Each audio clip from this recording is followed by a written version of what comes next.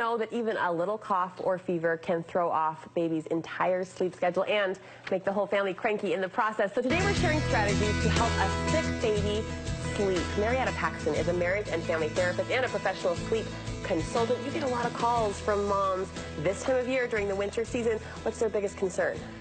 Sickness. They're telling me my child was sleeping great, then they got sick, now they're not sleeping good.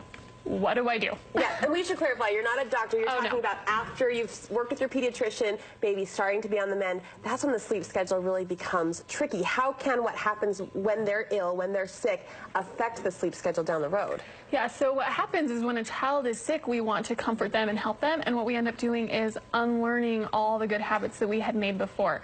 And so what I offer is just a few tricks to do while they're sick or quickly thereafter when they're feeling better so that sleep can stay intact. Now, again, yes, I'm not a doctor, so, you know, that's your call. Work with your pediatrician and make sure that these are going to work with the illness that you're experiencing. You do say comforting and soothing a child to sleep are two totally different things, so help us understand the difference. Yeah, so if my child is sick, say they have a cold or something and they wake up crying, I can go in and say, hey, are you okay? Oh, wow, your nose is stuffy. Let me clear that out for you, or make sure your humidifier is on. I can help them. I can hug them. I can say, are you okay? And then I can put them back in their bed and let them fall asleep, right? So that's comforting a child. Soothing a child is when I do all those things and then I am too anxious to let them sleep on their own that I end up rocking them to sleep, which again is not a big deal one time, but when you do that every single sleep cycle for a week, it can become a new habit that we don't want. As far as the sleep schedule goes, in your opinion, how much fussing is okay? So if they're sick, 15 minutes is perfectly okay to see if they can soothe themselves to sleep, right? Sometimes I'll wait 15 minutes when they wake up at night to go in, because sometimes they're just uncomfortable. They're crying out. Might be 2 minutes and they're back to sleep, right? That can happen more frequently. But sometimes I'll wait a full 15 minutes and then I'll go get them, comfort them, lay them back down to sleep, give them 15 more minutes, and sometimes I do it and I'm rocking them if it's not working. Sure, sure. For parents who buy into the sleep training method and might find themselves in the middle of sleep training when a cold hits or a flu bug happens, what do you recommend in that case? So just because our child is sick doesn't mean we can't continue sleep training. Really? Yeah. Isn't that crazy? I know. Now, depends on the sickness, right? If you get the flu, probably not going to recommend it. But if you have a minor cold, you can still continue doing it. But we just want to be more flexible, maybe loosen our schedule a little bit, offer extra sleep.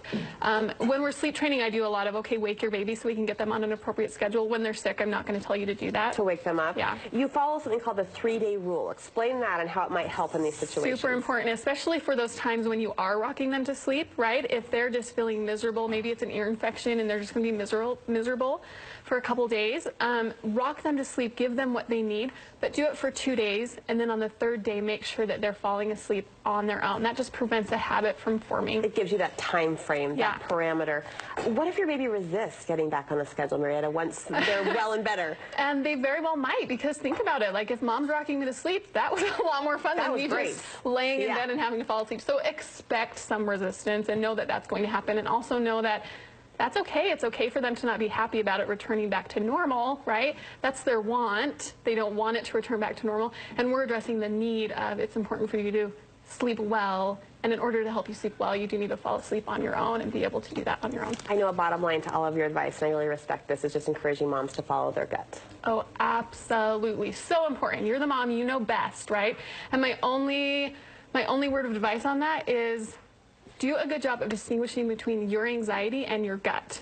Your anxiety is really rooted in insecurity and lies. Your gut is truth and intuition. So do your best to be able to identify the difference between the two, and then, yes, follow your gut 100%. Great advice. I think a lot of parents are craving right now that a lot of moms will soak up. Where can we go to find more of your strategies, or even to get help from your sleep consultant business? Oh, yeah. So I'm on Facebook. I do a free Q&A every single week. So if you have questions, come participate in that. You can access my Facebook from my website, littledreamers.us. Okay. Thank you so much. Thank you.